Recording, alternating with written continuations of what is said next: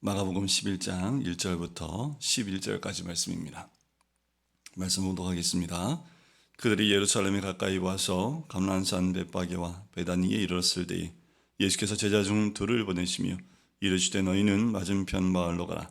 그리로 들어가면 곧 아직 아무도 타보지 않는 나귀 새끼가 매어 있는 것을 보리니 풀어 끌고 오라. 만일 누가 너희에게 왜 이렇게 하느냐 묻거든 주가 쓰시겠다 하라. 그리하면 즉시 이리로 보내리라 하시니 제자들이 가서 본즉 나귀 새끼가 문 앞에 거리에 매여 있는지라. 그것을 푸니 거기 서 있는 사람 중 어떤 이들이 이르되 나귀 새끼를 풀어 무엇 하려느냐 하며 제자들이 예수께서 이르신 대로 말한대 이에 허락하는지라. 나귀 새끼를 예수께로 끌고 와서 자기들의 겉옷을 그 위에 얹어 놓음에 예수께서 타시니 많은 사람들은 자기들의 겉옷을 또 다른 이들은 드렙의 나뭇가지를 길에 펴며 앞에서 가고 뒤에서 따르는 자들이 소리 지르되 호산나 찬송하리로다. 주의 이름으로 오시는 이여 찬송하리로다. 오늘 우리 조상 다윗의 나라여 가장 높은 곳에서 호산나 하더라. 예수께서 예루살렘에 이르러 성전에 들어가사 모든 것을 둘러보시고 때가 이미 저물매 12 제자를 데리시고 베다니에 나가시니라. 아멘. 예수님이 드디어 예루살렘에 입성하시는 장면이 나옵니다. 특별히 공관복음 가운데 예수님께서 예루살렘에 입성하는 장면이 한 번 등장하지요. 공생의 마지막에 십자가를 지기 위해 들어가시는 그 사건이 예루살렘 입성 사건입니다. 종료주일이라고도 얘기를 하지요. 저희가 고난주간이 시작할 그때에 종료주일을 섬겼던 그 기간이 바로 예수님의 입성을 기념하며 섬기는 날이기도 합니다. 예수님께서 예루살렘에 가까이 오세요. 이제 예루살렘에 이제 입성하시기 위해서 감난산 벳바게와 베다니에 이르십니다. 이 두 고을은 예루살렘에서 굉장히 가까운 대략 한 2-3km 정도 근간에 있는 작은 마을입니다.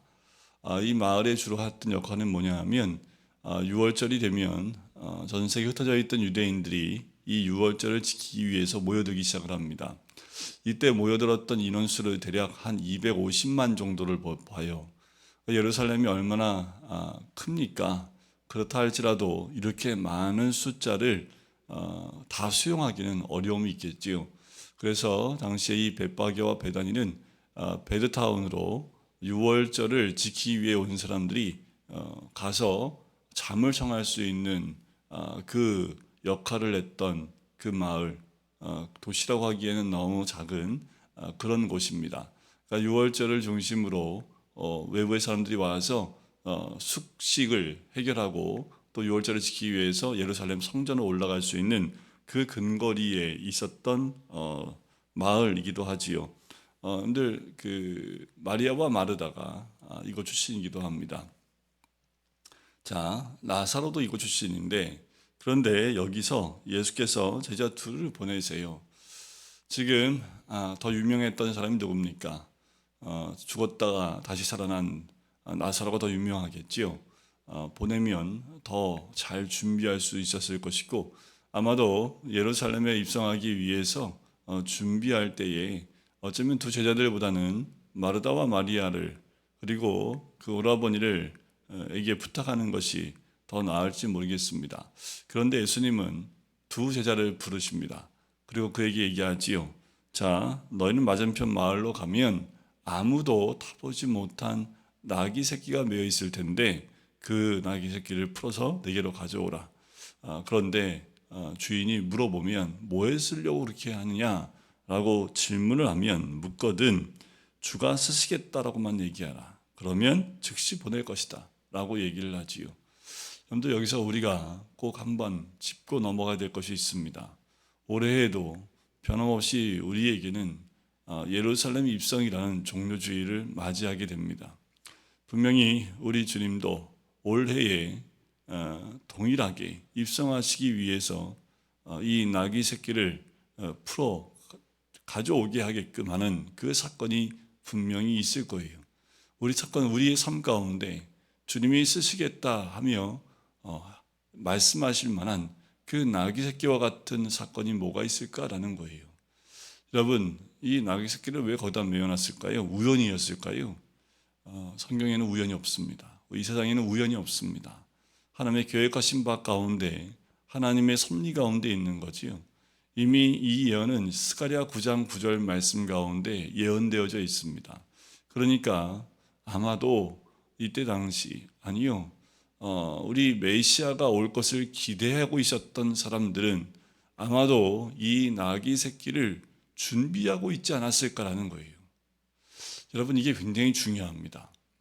왜냐하면 주님이 있으시겠다고 하는데 준비되어져 있는 나귀 새끼를 메어놓는 주인이 있다라는 거예요. 여러분, 주님이 오신다고 할 때 우리는 준비하고 있습니까? 준비시켜 놓은, 또 준비한 이 주인이 있었기 때문에 우리 주님은 이 나귀 새끼를 타고 올 수 있었던 거지요. 아마도 그 주인은 성경 말씀을 알고 있었고, 또 메시아가 올 때 어린 나귀 새끼를 타고 온다라는 것을 이미 알고 있었기 때문에 그것을 준비하고 또 메시아를 위해서 준비하는 마음이 있겠지요. 여러분들, 우리는 재림주로 오신 예수 그리스도를 맞이할 준비를 해야 될 사람들입니다. 주님 모실 때에 주님이 쓰시겠다 하는 그 준비된 사람들입니까? 아니면 여전히 주님 언제 오실지 모르기 때문에 준비하지 않고 또 기대하지도 않고 예비하지도 않는 그 삶을 살고 있습니까? 2022년도에는 우리가 더 깨어 있어야 되고 준비되어 있어서 주가 쓰시겠다 했을 때 언제든지 내어드릴 수 있고 언제든지 여기 있습니다 라고 말할 수 있도록 준비된 심령이 되어야 된다는 거지요. 주님이 언제 어느 곳에서 어떻게 우리를 부르실지 아무도 모릅니다. 마치 어린 나귀 새끼를 보고 풀어가듯 우리를 데리고 가실지 아무도 몰라요. 주님이 데려가려고 하시는데 왜 쓰시려고 합니까? 주가 쓰시겠다라는 말 한마디에 모든 것을 다 내어드릴 수 있는 그 준비된 사람이 필요하다라는 거지. 주님의 재림 때도 마찬가지입니다. 아니요, 꼭 재림 때만 그럴까요? 매일의 삶 가운데 찾아오시는 예수님을 위해서 준비된 심령이 돼야 우리 주님 만날 수 있는 거지요. 우리는 매일 준비된 심령이 되어야 되고 주가 쓰실 만한 그 사람들로 준비되어져 있어야 될 줄 믿습니다. 그럴 때 우리는 주님께 쓰임받을 수 있는 거지요. 자, 그 나귀 새끼를 끌고 메고 오는데 당연히 사람들이 묻지요. 근데 예수님 하신 말씀대로 하니까 허락을 합니다. 자, 나귀 새끼를 끌고 와요. 그리고 나귀 새끼 위에 자기 겉옷을 그 위에 얹습니다. 그리고 예수께서 타시지요. 많은 사람들이 겉옷을 바닥에 나뭇가지를 길에 펴입니다. 그리고 따라가면서 외치지요. 호산나 찬송하리로다. 주의 이름으로 오시는 이요 찬송하리로다. 오는 우리 조상 다윗의 나라여 가장 높은 곳에서 호산나 하더라 하면서 외쳐요. 자, 이 무리들의 외침은 다르지 않습니다. 틀리지 않습니다. 메시아로 오시는 우리 예수님의 이 모습은 이들의 외침과 소리 지름과 같아요. 호산나 찬송하리로다. 주의 이름으로 오시는 이요. 우리 예수님은 이 찬송을 받으실 만한 분이시고 받기에 합당한 분이신 줄 믿습니다. 우리가 주님 모실 때에 그 주님을 기쁘게 맞이할 수 있도록 우리의 심령이 준비되어져 있어야 된다는 거지요.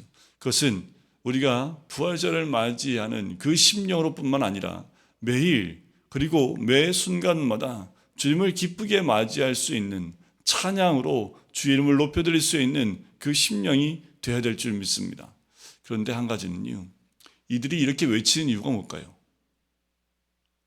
이들이 이렇게 외치고 있는 이유가 뭘까요?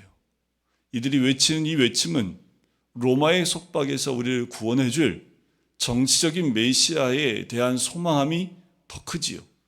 이들이 지금 원하는 것은 지금 로마의 속구로 고난받고 있는 이 이스라엘을 구원해 줄 만한 다윗과 같은, 때로는 모세가 이스라엘을 애굽에서 끌고 나왔던 것처럼 그런 정치적인 메시아를 이들은 원했던 겁니다. 그래서 일주일 만에 예수님을 십자가에 못 박을 수밖에 없었던 것은 이들이 기대와 달랐던 메시아였던 거지요.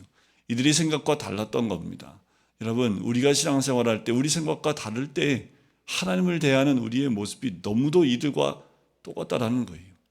하나님의 뜻에 따라가지 아니하고 하나님의 뜻에 순종하지 아니하고 내 생각과 내 원함과 내 뜻이 이루어지지 아니하면, 그러면 우리는 순종도 하지 않고 바로 등을 돌릴 수 있는 사람이 죄된 인간의 모습입니다. 이 사람들은 섭시간에 예수님의 십자가에 못 박는 자로 변질되어져 버립니다.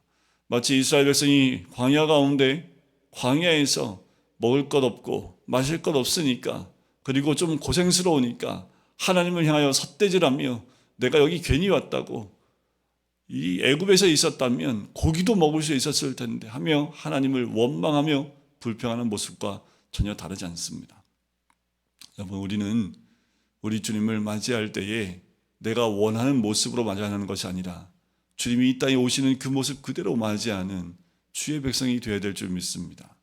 우리 주님이 하나님의 뜻을 이루기 위해 이 땅에 오셨던 것처럼 주의 뜻을 이루기 위해 오시는 분이지 내 뜻을 이루어 주시기 위해서 대신 이 땅에 오신 분이 아니라는 겁니다.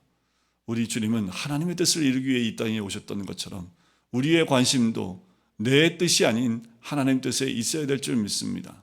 그렇게 깨어있지 않으면 어느 순간에 나와 맞지 않은 것으로 믿음을 쳐버리고 떠날 수 있는, 마치 가룟 유다와 같은 모습이, 마치 이 무리들과 같은 모습이 우리 가운데 있을 수 있다라는 거지요. 깨어있는 자가 되어야 될 줄 믿습니다. 깨어 준비되어진 자, 우리 예수님은 말을 타고 오실 수도 있고 또 건장한 다 큰 그 나귀를 타고 오실 수도 있음에도 불구하고, 입성하시는 굉장히 중요한 그날임에도 불구하고 예수님은 철저히 말씀에 기초를 두고 말씀을 이루기 위해서 그냥 그 말씀대로 따라가십니다. 어린 나귀를 성인이 탄다고 생각해 보세요. 그 모습은 우스꽝스럽습니다. 어리기 때문에 어쩌면 어른의 발이 땅에 끌릴 수도 있습니다. 보기에도 우스꽝스러운 모습임에도 불구하고 예수님이 그렇게 어린 나귀를 타고 오신 이유는 구약에 예언되어져 있기 때문에 그래요. 하나님 이미 말씀해 주셨기 때문에 멋있게 오시는 것이 아니라 주의 말씀대로 오시는 것이 우리 주님이 선택하신 길입니다. 우리가 선택한 길도 주님의 말씀에 따라가는 선택이 되어야 될 줄 믿습니다. 그리고 준비된 자가 되어져 오직 내 뜻이 아닌 하나님의 뜻을 이뤄낼 수 있는 주님의 사람이 되시기를 주님의 이름으로 간절히 축원드립니다. 기도하겠습니다. 사랑하는 주님, 오늘도 주의 말씀 가운데 주의 뜻을 바라보며 아버지 하나님, 예수님께서 어린 나귀를 타고 오실 때 준비되어진 사람들이 있었던 것처럼 우리도 매 순간마다 주님을 맞이할 준비된 자들 될 수 있기를 간절히 소원합니다. 매 순간 아버지 매일매일 깨어서 주님을 맞이할 준비가 되어져 있는 우리들, 그렇게 준비된 자들이 주님을 맞이할 수 있을 줄 믿습니다. 말씀을 따라 또 주님의 말씀을 이루기 위해 이 땅에 오신 예수 그리스도께서 예루살렘에 들어가는 것도, 입성하시는 것도 내 뜻이 아니라 사람들에게 보이기 위함이 아니라 하나님의 온전한 뜻을 이루기 위해서 들어가시는 모습을 보게 됩니다. 많은 사람들이 외치고 있지만 그 외침은 자기들의 뜻과 자기의 생각을 이루기 위한 외침이었다면 우리 주님은 오직 하나님의 뜻만 이루기 위한 그 모습인 줄 믿습니다. 하나님, 이 시대에 살고 있는 우리들, 우리가 찬양하며 외치는 우리의 목소리가 내 뜻을 이루기 위한 목소리가 아니라 하나님의 온전하신 그 뜻을 이루어드릴 수 있는 하나님의 사람이 될 수 있도록 축복하여 주시옵소서. 감사드리며 예수 그리스도의 이름으로 기도드립니다. 아멘.